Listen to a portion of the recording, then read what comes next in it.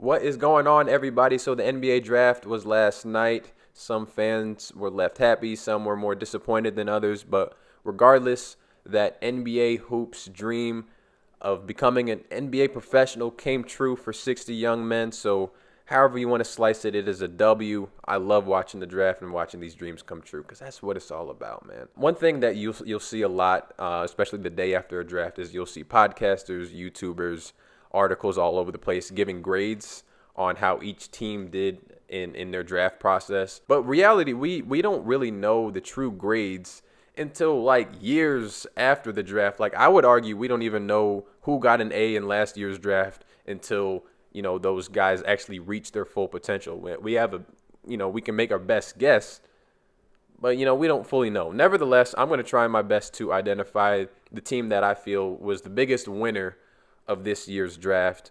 I won't call them losers, but I'll say, I guess, the team with the most question marks going forward.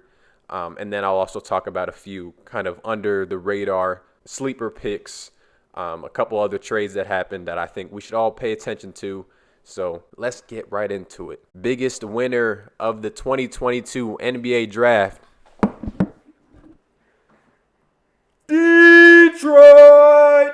I miss being a fan of a bad team. I had so much more fun when the Sixers were bad than I do now when they're pretenders. And now I'm just like perpetually stressed out in the shell of a man right now. But now the Pistons absolutely showed out yesterday and won the draft yesterday. Troy Weaver was doing his thing. He was putting in work. I am so very much excited for this team's future. Drafting Jaden Ivey to pair along with Cade Cunningham. That is the backcourt of the future. I love their potential dynamic playing alongside one another. Cade is kind of like this cool and collected floor general, orchestrating the offense, keeping control of the pace.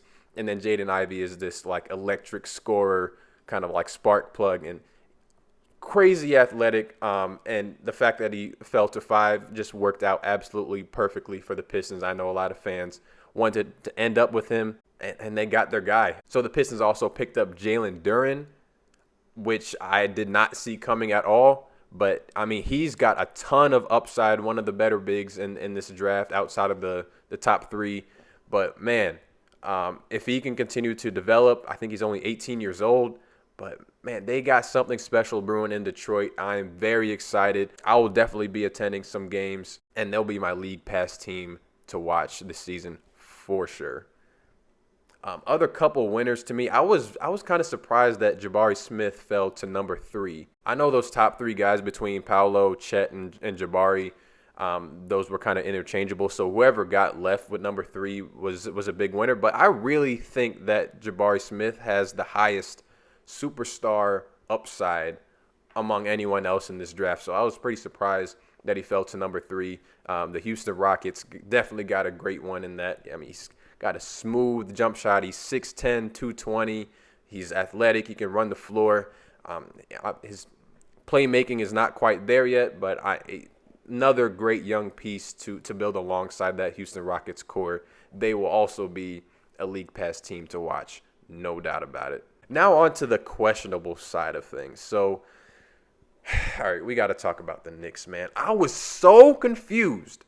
I had no idea what the Knicks were doing. I was when I got the news that the Knicks traded, it was 11 or 13. They traded 11. I was like, okay, they're probably trying to get a win now piece or something. And then when I never heard the other end of the deal, I'm like, what the heck just happened? Did they just trade for nobody?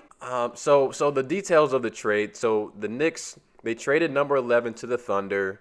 They dumped Kemba Walker's contract to Detroit, who will buy his contract out. And then the Knicks got 3 future conditional firsts. So one is the Bucks, which is obviously a good team. That pick will probably not be very good. One is top 14 protected, and the other is top 18 protected. So, I mean, it doesn't sound that bad. So they're clearly trying to clear up some cap space for guys to sign in free agency. But the guy that they're going after is Jalen Brunson. I love Jalen Brunson. He is a second option on a good team. probably a third option on the championship team at best. I mean, this isn't Kevin Durant. This isn't LeBron James coming to Miami. This isn't a superstar player. Jalen Brunson is a very good starting point guard on any team. He can carry those duties for you for sure. But if the Knicks are doing the most just to get Jalen Brunson, if you do get him, on one hand, like, okay, what now? You're just going to build around Brunson and be destined for mid for the rest of the franchise's history? And what if you don't get him? You did all this and you don't get Brunson? Then you just wasted a lottery pick for nothing. So, I don't know. I really don't want to call them losers, but, I mean, the Knicks are pretty much a loser franchise, sadly.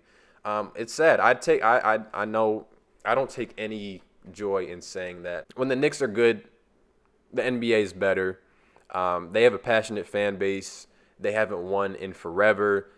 Sounds a lot like the Sixers fan base. So, I mean, I don't know. Very, very sad state of affairs going on in New York. And it just happened to take place in Barclays. The boos were raining down. Not a pretty sight. So, a couple other moves that caught my attention that I think we should all keep track of. So, first of all, I want to say that this draft felt kind of underwhelming to me. This was definitely not the deepest draft in terms of top talent. There was no clear consensus number one guy who's destined to be a superstar. We didn't really have guys like that in this draft. But I thought in lieu of that, you were going to get a lot of teams trading for win-now pieces, a lot of guys trying to make moves for guys. Like, I thought that Kyrie's situation was getting interested. I wouldn't be surprised if something had happened yesterday. But really, I mean, the only big trade that we've had so far was the one sending Christian Wood to the Mavericks. And, that's pretty tame. And then on actual draft day, you had the Knicks trade, obviously, for nobody. And then the only major trade I can think of was the Sixers trading 23 for DeAnthony Melton, who's a good piece. He's a good rotation piece. He's a good young player. But if that's I'm just disappointed. I'm also confused of why the Grizzlies made that trade, because they need to win now. They already have their franchise player. Instead of trading away guys who are contributing to winning for more young developing talent, I would think they would try and go in the other direction, especially taking on Danny Green's contract, who's hurt and probably not going to play next year. Just seems kind of odd to me. One other point, I'm very surprised that Jaden Hardy fell so far in this draft, all the way to the second round. Actually, you know what? I'm disappointed, and here's why. So the league needs to encourage as much as it can all these alternate paths to the league and paths to success. So you obviously have the traditional route of players going to college. Then you also have players going overseas and playing professionally somewhere else. Two very strong, viable options.